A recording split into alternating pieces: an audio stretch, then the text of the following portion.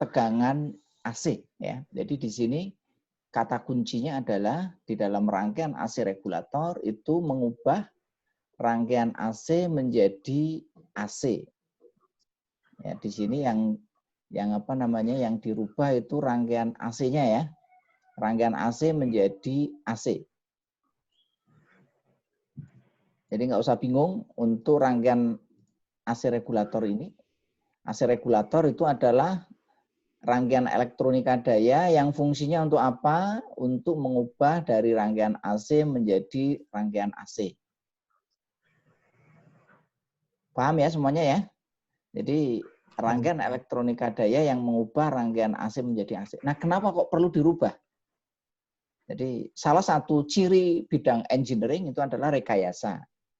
Rekayasa itu adalah bagaimana kita melakukan manipulasi. Kenapa kok kita perlu merubah dari rangkaian AC menjadi rangkaian AC lagi? Ya karena di sini kita membutuhkan sesuatu yang perlu kita melakukan pengaturan. Jadi di sini rangkaian AC regulator diperlukan apabila memang kita membutuhkan satu tegangan AC yang tegangannya itu kita sesuaikan dengan kebutuhan. Nah, contoh aplikasinya apa? Ya, contoh aplikasinya adalah misalkan lampu dimmer. Lampu dimmer Anda menggunakan lampu pijar atau lampu jenis yang lain, lampu AC. Anda membutuhkan tingkat pencahayaan yang Anda butuhkan, maka Anda bisa atur dengan menggunakan AC regulator. Bisa difahami ini ya? Ya, Pak. Nah, contoh lain apalagi misalkan Anda membutuhkan pemanas. Pemanas apalah, pemanas air bisa, untuk pemanas yang lain ya. Heater. Misalkan Anda kalau di industri dibutuhkan untuk apa? Mengeringkan daun atau mengeringkan bahan makanan. Maka Anda butuh pemanas. Nah, pemanasnya itu kalau terlalu panas itu nanti produk menjadi akan rusak. Kalau kurang panas, proses pemanasannya lama. Sehingga Anda membutuhkan tingkat pemanasan yang pas. Nah, cara ngaturnya gimana? Cara mengaturnya nanti kita dengan mengatur tegangannya. Bisa difahami ini? Ya. Aplikasi yang lain gimana? Aplikasi yang lain misalkan Anda membutuhkan satu daya yang konstan. Contohnya di rumah Anda. Peralatan di rumah Anda apabila tegangannya naik turun, maka kalau naik peralatan akan rusak. Kalau turun itu performanya nggak bisa bagus. Maka dibutuhkan alat ya, namanya adalah AC regulator supaya tegangannya apa? Stabil. Ini contoh aplikasi yang ada di dunia nyata, baik di rumah tangga, di perkantoran maupun di industri. Bisa difahami ya ini ya untuk AC regulator ya. Nah, kemarin kita bahas ya, komponen yang dibutuhkan untuk membangun sebuah rangkaian AC regulator itu adalah bisa menggunakan SCR atau bisa menggunakan dioda. Nah, fungsinya untuk apa? SCR dan dioda ini ya, fungsi utama adalah untuk saklar. Fungsi yang kedua, kalau SCR itu untuk kontrol. Kalau hanya pakai dioda hanya untuk saklar aja. Bisa difahami nih ya, untuk materi komponen yang digunakan pada rangkaian AC regulator. Nah, kemarin macamnya ada ini ya, ada AC regulator 1 fase maupun 3 fase untuk sumbernya. Kalau prosesnya nanti ada 2, ada uni, ada bi. Kalau satu arah, kalau bi itu 2 arah, atas bawah. Positif dan negatif. Itu semua dikontrol. Kalau uni cuma 1 yang dikontrol. Yang dikontrol bisa hanya atas saja atau hanya bawah saja. Kalau dari bebannya nanti bebannya bisa R dan L. Sampai di sini bisa ditangkap ya materi yang saya sampaikan? Bisa. Oke ya. Nah, kita lanjut sekarang untuk yang kemarin 1 fase kita bahas dulu ya, yang sederhana. Ini rangkaian AC regulator 1 fase, bebannya R, jenisnya pakai uni. Kalau di sini pakai uni, berarti yang dikontrol hanya 1 arah. Yang dikontrol ini peletakannya bebas ya, antara SCR dan dioda, boleh dibalik. SCR-nya di bawah, diodanya di atas boleh. Tetapi menghadapnya harus berlawanan. Tidak boleh menghadapnya sama. Kalau menghadapnya sama, itu menjadi penyearah terkendali satu fase, ya. Setengah setengah gelombang karena ada satu, ya. Kalau menghadapnya sama. Jadi kemarin kita sudah bahas untuk rangkaian penyearah terkendali maupun rangkaian untuk AC regulator satu fase ini. Jadi ingat ya di sini ya arahnya ya. Bisa difahami ini, bisa ditangkap. Arahnya tidak boleh sama. Jangan sampai nanti kebalik untuk menggambar rangkaian. Ini kompetensi awal adalah memahami gambar rangkaian. Nah, setelah memahami gambar rangkaian, memahami prinsip kerjanya. Prinsip kerjanya ini dapat dilihat pada animasi yang ada di sebelah kanan. Jadi di sini untuk gelombang AC itu selalu pada setengah siklus pertama dia positif, setengah siklus berikutnya dia negatif. Namanya AC, bolak-balik.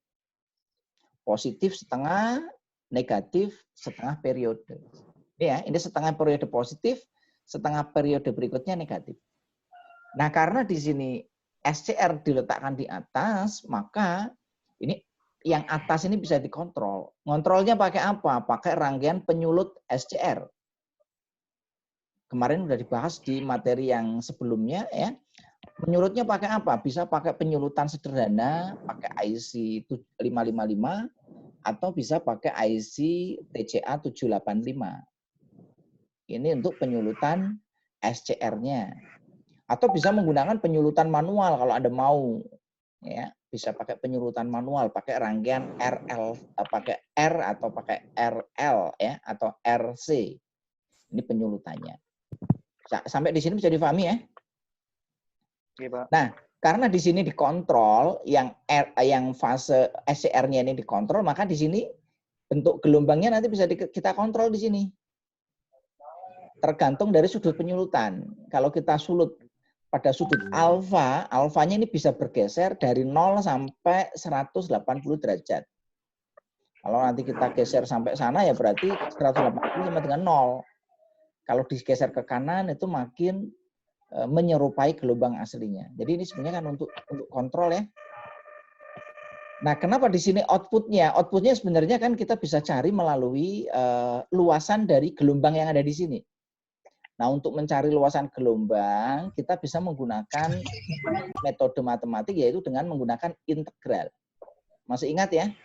Fungsi dari integral pada rangkaian matematik, yaitu kita nanti mencari luasan ini.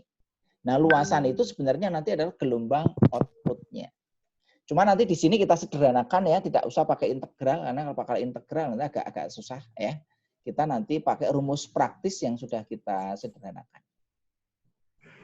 Nah, ini rumus praktisnya. Sebenarnya ini sebenarnya awalnya kita cari dengan menggunakan apa? Integral. Apa yang diintegralkan? Yang diintegralkan tadi bentuk gelombang outputnya.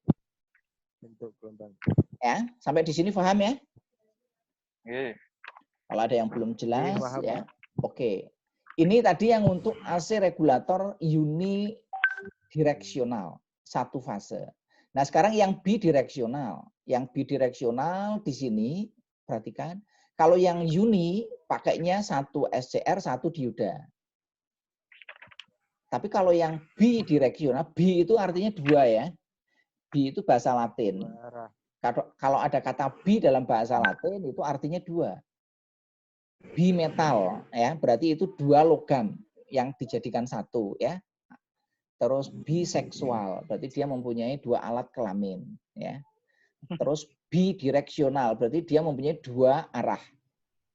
Kalau uni itu satu. Uni, United satu ya. Uni Soviet, satu kesatuan Soviet ya. Uni Emirat Arab, satu kesatuan Arab ya kan. Terus apalagi ya? Itu istilah ya. Nggak perlu saya jelaskan lebih lanjut. Ini untuk lebih memudahkan mengingat. Kalau bi itu artinya dua. Ya. Contoh kalimatnya banyak ya, ada bimetal, ada tadi ada apa namanya bilateral. Bilateral itu berarti hubungan antara dua negara. Ada bidireksional, ada biseksual, ada bibi yang lain, ya. Oke, bisa difahami sampai di sini? Nah, karena di sini itu semuanya pakai SCR, maka atas bawah itu bisa dikontrol. Jadi di sini setengah siklus pertama itu bisa dikontrol pakai SCR. Setengah siklus berikutnya juga bisa dikontrol pakai SCR. Apa? Pak Budi. Bisa difahami nih ya? Jadi ini semuanya bisa dikontrol. Ya. Atas bisa dikontrol karena di sini semua pakai SCR. Kalau yang uni, yang bisa dikontrol cuma satu bagian aja. Karena pakai dioda satunya. Kalau pakai dioda kan nggak bisa dikontrol.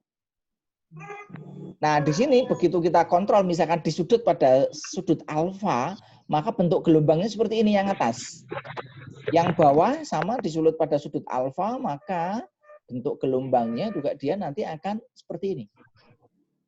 Jadi nanti bentuk gelombang sinusnya terpotong seperti ini. Bisa difahami ini ya? Jadi ini ya.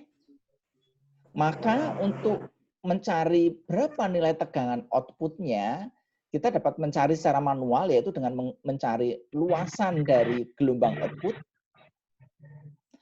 atau kita juga bisa menggunakan rumus yang sudah ditetapkan.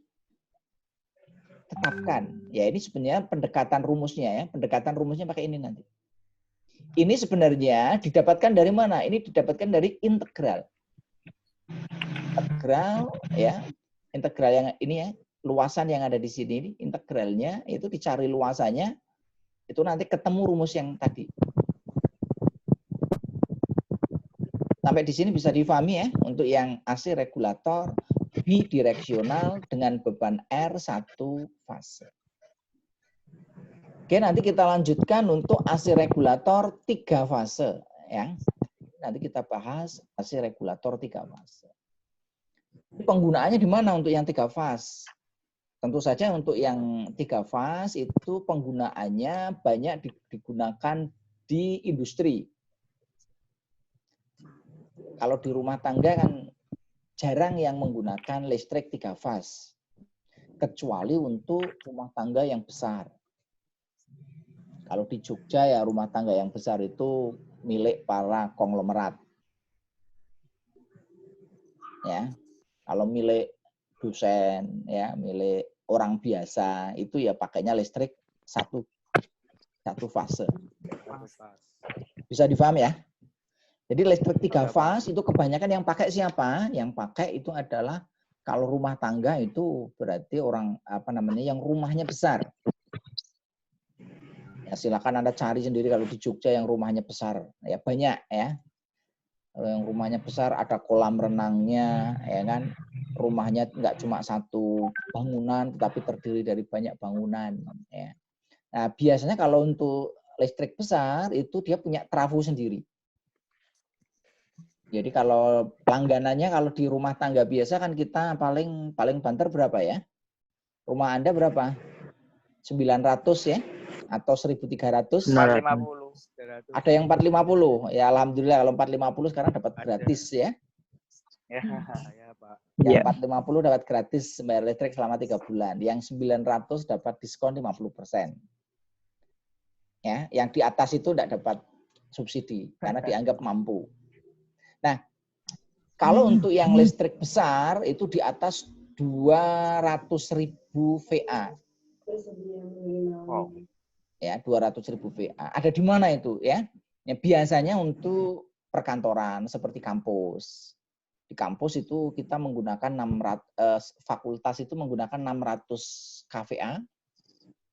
Kalau di gedung TPSDP yang baru itu juga pakai sama ya 500 kVA besar ya. Jadi nanti pakai trafo sendiri. Ada di mana lagi? Itu ada di instansi ya, instansi seperti perkantoran, hotel. Ada di mana lagi? Ada di industri, ya, pabrik itu menggunakan listrik yang berdaya besar. Maka listrik yang digunakan adalah listrik 3 fase.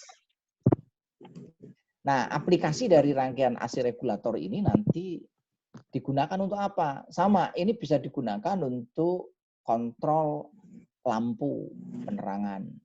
Jadi kalau di industri seringkali kita perlu tingkat penerangan yang diharapkan itu nanti kontrolnya pakai apa? Pakai rangkaian AC regulator.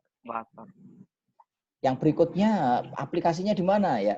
Tadi pemanas, ya pemanas itu banyak dikontrol menggunakan AC regulator. Aplikasinya di mana lagi ya? Bisa juga digunakan untuk kontrol kecepatan motor listrik.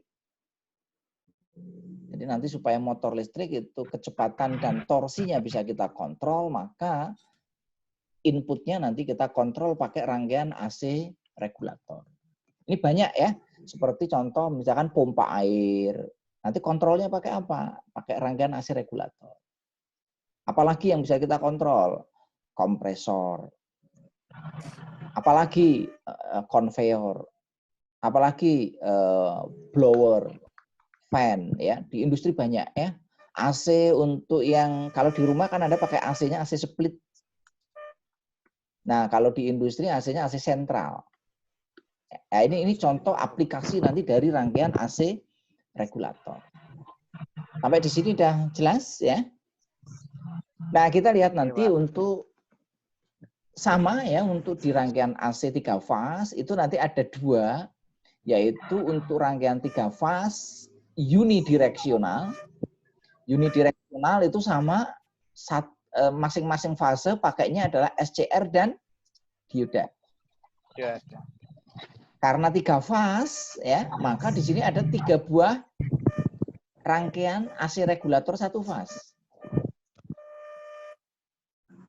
Ini kan sebenarnya 3 buah rangkaian AC regulator 1 fase digabung menjadi 1 dan dihubungkan secara apa? Bisa dihubungkan secara bintang, bisa dihubungkan secara segitiga. Tetapi paling banyak digunakan itu adalah hubungan bintang. Nah, kenapa kok yang digunakan hubungan bintang? Karena biasanya nanti terkait dengan keamanan. Yang pertama terkait dengan masalah apa? Keamanan. Yang kedua terkait dengan masalah isolasi. Nah, nanti ini akan dibahas pada mata kuliah yang lanjut kalau Anda nanti masuk ke dalam sistem tenaga listrik. Kenapa kok menggunakannya bintang? Ya. Nah, perhatikan di sini. Ini untuk listrik AC 3 fase yang dihubung secara bintang sebagai sumbernya. Outputnya juga nanti adalah listrik 3 fase yang dihubung secara bintang. Karena dia di sini dihubung secara bintang, maka di sini ada 6 macam tegangan. Wow. Paham ya? Apa tegangannya? Ya kan? Tegangan pertama itu ada di sini kalau saya misalkan di sini adalah fase R, S dan T, maka tegangan pertama itu adalah tegangan antara fase ke fase. Apa itu tegangan fase ke fase? Yaitu tegangan R ke S. Yang kedua S ke T. Yang ketiga adalah T ke S. Bisa dipahami ini? Ya, itu yang pertama. Nah, yang kedua adalah tegangan fase ke netral. Tegangan fase ke netral karena ada 3 fase berarti ada 3 tegangan ya. Yaitu yang pertama tegangan fase R ke netral. Yang kedua tegangan S ke netral. Dan ketiga tegangan T ke netral. Sampai di sini bisa dipahami? Sehingga nanti di sini ya Anda bisa lihat ya. Tegangannya ada berapa di sini? Ada 6 ya. Bisa dipahami sekalian semuanya? Jadi di sini ada 6 tegangan. Tegangan pertama apa? Fase R ke netral atau A ke netral. Ini kebetulan saya tuliskan A fasenya ya. Jadi untuk fase itu kadang-kadang ditulis pakai huruf A, B, C. Kadang-kadang ditulis pakai R, S, T. Tapi yang paling sering digunakan itu adalah R, S, T. Bisa difahami? Nah, N itu menyatakan netral. Jadi kalau VAN itu adalah tegangan antara fase A ke netral. Jadi ini ingat ya hubungan listrik 3 fase. Listrik 3 fase ini adalah pengantar R ini adalah S, ini adalah T. Nah, titik tengahnya ini itu adalah netral. Netral.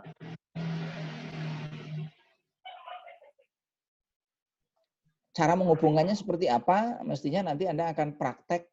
Anda sudah praktek rangkaian listrik ya? Sudah atau belum? Belum, Pak. Baru teori. Baru teori. Baru Sudah teori, diajarkan baru ya teori, tentang Pak. listrik 3 fase, ngerti ya? Ya, Pak. Alhamdulillah kalau udah ngerti ya. Nah, ini kita nanti supaya paham, karena hampir semua industri itu menggunakan sumber listriknya AC 3 fase. Kenapa kok menggunakan listrik AC 3 fase, Pak? Enggak pakai listrik DC ya? Karena pertimbangan pertama adalah masalah ketersediaan yang pertama. Jadi di Indonesia bahkan di dunia itu sumber listrik yang ada itu kebanyakan dari listrik AC 3 fase. Ada nggak Pak listrik sumber AC 1 fase? Listrik AC 1 fase biasanya didapat dari listrik 3 fase. Ada nggak yang sumber listrik 1 fase yang memang dibangkitkan itu? Ada, tapi kapasitasnya kecil. Contohnya kalau Anda pakai genset di rumah. Ada yang di rumah punya genset? Ada nggak? Ada yang di rumah punya genset enggak? Ada, Pak. Ada. Nah, kalau di rumah punya genset, listrik yang dihasilkan oleh genset itu adalah AC 1 fase. Kalau gensetnya kecil. Biasanya kalau kapasitasnya rumah tangga itu 500 kVA, 1 kVA, 2 kVA, sampai 5 kVA atau 5.000 volt, itu biasanya listriknya listrik 1 fase.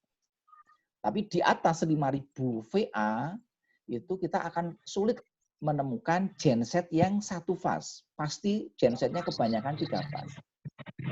Jadi kalau ada acara misalkan hajatan, kalau Anda sewa genset yang ukurannya di atas 5.000, itu kebanyakan dia adalah listriknya 3 fase. Jadi nanti seumpama ini Anda di rumah ada apa, itu Anda harus tahu tentang masalah ini ya. Oke, kita masih punya waktu 10 menit, nanti kita perpanjang ya. Oke ya, sampai di sini udah paham? Nah, di sini kita bisa lihat nanti bentuk gelombangnya seperti apa. Ya, ini gelombang input. Karena AC-nya 3 fase, maka di sini ada 3 macam gelombang. VR, VS, VT, atau VAB, VBC, dan VAC. Masing-masing gelombang ini ya terpisah jarak sebesar 120 derajat. Kemarin di kelas sudah kita jelaskan ya untuk cara menggambar ininya Nah, di sini nanti untuk pengaturannya, karena di sini pengaturannya ada 3, ya kan? Di sini fase R, fase T, fase ini ya S. Maka di sini nanti kita bisa kontrol ya masing-masing fase ini. Ini penggambarannya agak sulit karena nanti penggambarannya nanti yang dikontrol ada 3 ya. Ini ada 3 macam pengontrolan. Nah, sehingga nanti bentuk gelombangnya seperti apa? Bentuk gelombangnya kita analisis per fase, seperti pada AC regulator 1 fase. Jadi bentuknya nanti AC-nya nggak sempurna seperti ini ya, nanti kita potong sesuai dengan sudut penyulutannya. Nanti kalau yang di sini disulut, biasanya untuk penyulutan supaya nanti gelombangnya bagus, itu nanti penyulutannya serempak. Artinya serempak itu kalau di sini disulut pada sudut 30, yang sana yang geser ya. 120 ditambah 30, yang sini juga geser 240 tambah 30. Oke ya. Kita lanjutkan untuk ini analisis rangkaian. Ini untuk rumus yang bisa kita gunakan untuk mencari masing-masing tegangan. Sudah saya jelaskan tadi di listrik AC 3 fase ada 6 macam tegangan. Tegangannya apa aja? Yang pertama adalah VAN atau VRN. Besarnya berapa di sini ya? Akar 3 ya. Akar 2 ya. Ini ya. VBN besarnya berapa? VCN besarnya ini ya. VAB besarnya ini. VBC, VCA. Jadi ada 6 macam tegangan. Jadi nanti kalau di sini ada soal yang ditanya adalah VAB, Anda menggunakan rumus yang ini.